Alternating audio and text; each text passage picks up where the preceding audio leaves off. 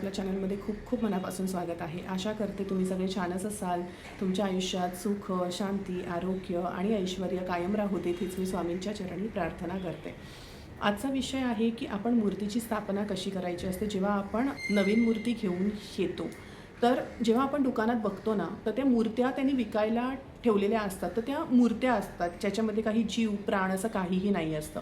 पण एक आहे, जेव्हा आपण मूर्ती घ्यायला जातो ना दुकानामध्ये देवाची, तेव्हा आपण कुठलाही तोलभाव नाही करायचा, मोलभाव नाही करायचा. जर दुकानवाला म्हणत असेल की बाबा एवढ्या एवढ्याला आहे, तर तो आपण घ्यायचा असतो. कारण जेव्हा आपण मूर्ती घ्यायला जातो ना, त्यावेळेला आपण मोलभाव करतो. पण जेव्हा तोच देव आपण स्थापन करतो, तेव्हा त्या देवाकडे जेव्हा आपण मागतो ना, तेव्हा आपण विचार करतो का की नाही, आपल्याला एवढं नको, आपल्याला खूप कमी मागायला हवं. तिकडे आपण बार्गेन नाही करत. आपण देवाला काय सांगतो, मला जास्तीत जास्त दे, मला खूप दे. मागताना आपण भरभरून मागतो, पण त्याच देवांच्या मूर्तीचा आपण मोलभाव दुकानामध्ये करत असतो. ते आपल्याला नाही करायचं आहे. ही एक गोष्ट आपल्याला कटाक्षाने पाळायची आहे. चला, तर मग आता कसं असतं, जेव्हा आपण मूर्ती स्थापना करत असतो ना, त्यावेळेला फक्त ती आपण स्थापन नाही करत असतो, तर आपला विश्वास, आपलं प्रेम, आपली श्रद्धा, आपली माया आपण सगळं त्या मूर्तीमध्ये ओतत असतो, त्या मूर्तीमध्ये घालत असतो. म्हणजे काय असतं की एक प्रकारे आपण त्या मूर्तीला जीव देत असतो. बरोबर आहे. आता आपण जी केलेली सेवा आहे किंवा आपण जी केलेली पूजा आहे, जी काही आहे ती त्या देवापर्यंत किंवा आपण जो कुठला देव स्थापन करतो आहोत, त्या देवापर्यंत केव्हा पोहोचणार आहे? ज्या वेळेला आपण त्या देवामध्ये प्राण घालत असतो, आपण त्या देवामध्ये जीव ओतत असतो, त्याच वेळेला आपली जी भोळी भाबडी सेवा आहे ती त्या देवापर्यंत पोहोचणार आहे. आता देवळामध्ये वगैरे जी प्राणप्रतिष्ठा करतात, ती खूप वेगळी असते. कारण तिकडे त्या प्रकारचं पावित्र्य असतं, कारण ते देऊळ असतं. पण ते तेवढ्या मोठ्या प्रमाणात आपण होम, यज्ञ वगैरे करून आपण नाही करत. आपण अगदी आपल्या बालमनाला जेवढं समजतं, तेवढं आपण त्या मूर्तीची सेवा करत असतो. अभिषेक वगैरे करून त्याची प्राणप्रतिष्ठा करत असतो. तर आज मी तुम्हाला प्राणप्रतिष्ठा दाखवणार आहे, ती विठ्ठल रुक्मिणीच्या मूर्तीची. माझ्याकडे जी मूर्ती होती ना आधी, ती फायबरची मूर्ती होती. तर कसं असतं, म्हणजे जेव्हा आपण अध्यात्मामध्ये पुढे पुढे जातो, एक एक पाऊल जेव्हा आपण पुढे टाकतो, त्या वेळेला आपल्याला एक समजतं की फायबरची मूर्ती आपण देवाऱ्यामध्ये नाही ठेवत असतो. आपण जी मूर्ती ठेवत असतो, एकतर ती दगडाची असू शकते, म्हणजे पाषाणाची असू शकते, किंवा त्याचबरोबर कुठल्याही धातूची असू शकते. धातू कुठले आहेत? सोनं आहे, चांदी आहे आणि पितळ आहे. आता सोनं आणि चांदी हे प्रत्येकालाच परवडेल असं नाही आहे. त्यामुळे शक्यतो जास्तीत जास्त देवारात आपल्या मूर्त्या कुठल्या असतात, तर त्या पितळेच्या असतात. तर अशाच प्रकारे मी पितळेची मूर्ती आणलेली आहे आणि त्याची प्राणप्रतिष्ठा आपल्याला कशी करायची आहे हे आपण इथे बघणार आहोत. तर देवाला घरात चला. आणायचं म्हणजे पाहुणा नाही, घराचा सदस्य म्हणूनच आणायचं असतं. सगळ्यात आधी आपण इथे एक चौरंग घेणार आहोत. चौरंगावर एक चांगलं वस्त्र अंथरायचं. आपण जी मूर्ती आणली आहे ती ताम्हणात ठेवायची. ताम्हणात ठेवून झाल्यावर त्याला हळद कुंकू लावायचं. आता इथे मी विठ्ठल आणि रुक्मिणीची मूर्तीची स्थापना करते आहे. तर अर्थातच रुक्मिणीला आपण हळद आणि कुंकू लावायचं आहे आणि विठ्ठलाच्या मूर्तीला आपल्याला अष्टगंध लावायचा आहे किंवा चंदन लावायचं आहे. त्यानंतर आपल्याला अभिषेक करायचा असतो. आता अभिषेक करताना अभिषेकाच्या पाण्यामध्ये आपण गंगाजल मिसळायचं आहे थोडंसं, जेणेकरून तिकडे म्हणजे ते पाणी शुद्ध होईल. त्यानंतर अभिषेक घालत असताना आपल्याला श्री सुक्ताचं पठण करायचं आहे. त्याचबरोबर पुरुष सुक्ताचं पठण करायचं आहे. अगदीच ते दोन्हीही नाही जमत असेल आपल्याला, तर आपण ज्या देवाची मूर्ती स्थापन करतो आहोत त्या देवाचा आपण मंत्र म्हटलं तरीही चालेल. आता इथे मी श्री सुक्त आणि पुरुष सुक्त दोन्हीही आणि त्यांची फलश्रुती म्हणत अभिषेक करत होते. आणि त्याचबरोबर जे आपलं विठ्ठलाचं मंत्र आहे, ओम नमो विठ्ठलाय नमः, या मंत्राचा सुद्धा मी अखंड जप करत होते. आता जेव्हा आपण पाण्याने अभिषेक करत असतो, त्याचबरोबर आपल्याला पंचामृताने सुद्धा अभिषेक करायचा आहे.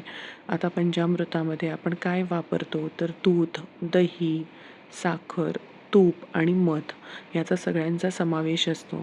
तर ह्याने सुद्धा आपल्याला मूर्तीचा अभिषेक करायचा आहे आणि त्याच्यानंतर परत शुद्ध पाण्याने आपल्याला त्याचा अभिषेक करून घ्यायचा आहे.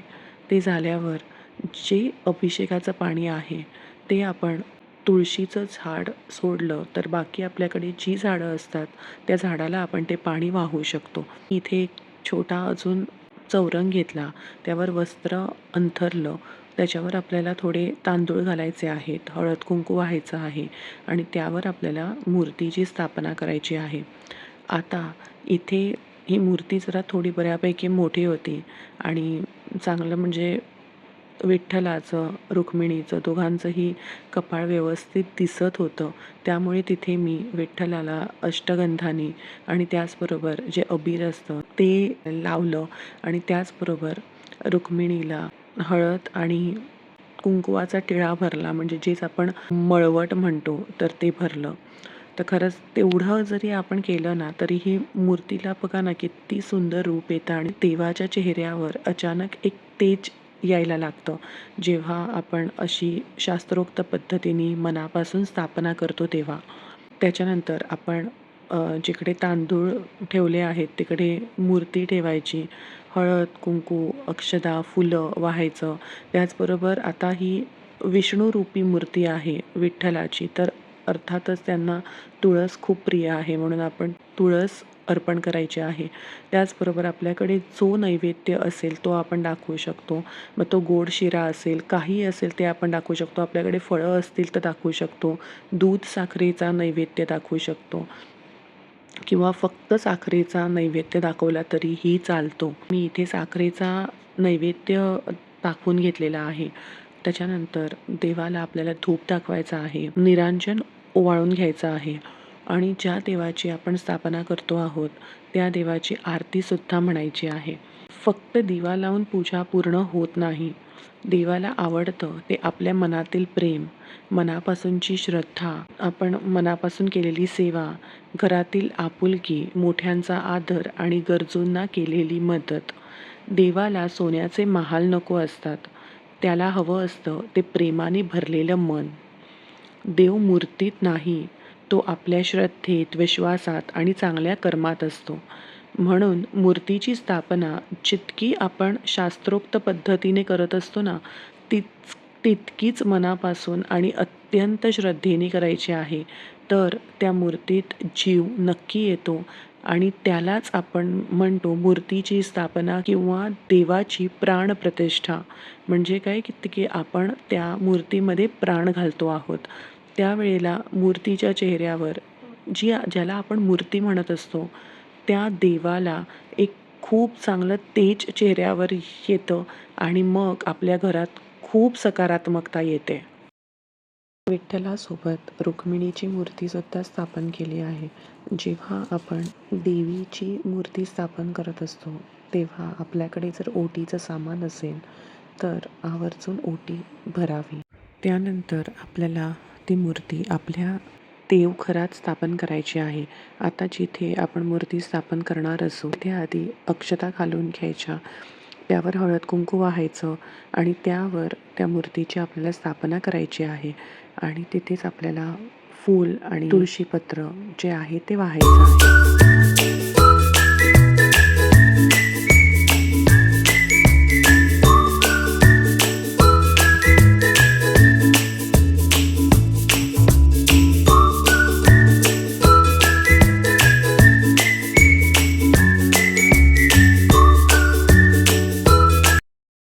तर अशा प्रकारे आपण बघितलेलं आहे की आपल्याला कुठल्याही मूर्तीची, आता मी जी इथे दाखवलेली आहे तुम्हाला ती विठ्ठल रुक्मिणीची मूर्ती दाखवलेली आहे, पण कुठल्याही मूर्तीची जेव्हा आपण प्राणप्रतिष्ठा करत असतो ना त्यावेळेला साधारणपणे ह्याच प्रकारे आपण ती करत असतो. तर ह्याच्यामध्ये जर कोणाला श्रीसूक्त किंवा पुरुष सूक्त बोलता येत नाही आहे किंवा आपल्याला नाही म्हणजे तेवढं फास्ट बोलता येत नाही, सवय आहे, अशा वेळेला आपण मोबाईलवर लावून ते म्हणजे ते श्रवण करत करत अभिषेक केला ना तरीही चालणार आहे. किंवा जर तेही जमत नाही आहे तर मग अशा वेळेला करायचं काय की आपण जी मूर्ती ज्या देवाची किंवा ज्या देवीची मूर्ती आपण स्थापन करत आहोत ना तर त्या देवाचं किंवा त्या देवीचं आपल्याला मंत्र म्हणायचा आहे. जर आपल्या कुलदेवतेची असेल तर ओम कुलदेवताय नमः हे मंत्र म्हणून आपण कुठल्याही देवीची स्थापना करू शकतो.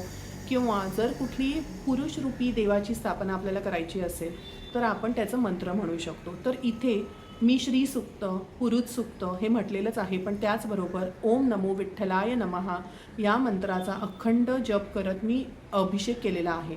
तर अशा प्रकारे अगदी जेवढं जमतंय आपल्याला यथाशक्ती यथाभक्ती मनाने जेवढं शक्य आहे तेवढं साहित्य आणून आपल्याला फक्त अभिषेक करायचा आहे. बघा, तुम्हाला एक गोष्ट मी खरं सांगते, आपण देवाला काय अर्पण करतो आहोत, किती फुलं अर्पण करतो आहोत, काय अर्पण करतो आहोत, हे जे असतं ना, हे आपलं म्हणजे आपल्या मनाला चांगलं वाटावं किंवा आपल्याला खूप छान वाटावं ह्याच्यासाठी आपण करत असतो. पण देवाला हे सगळं काहीही नको असतं, कारण ही सृष्टी देवानीच निर्माण केलेली आहे.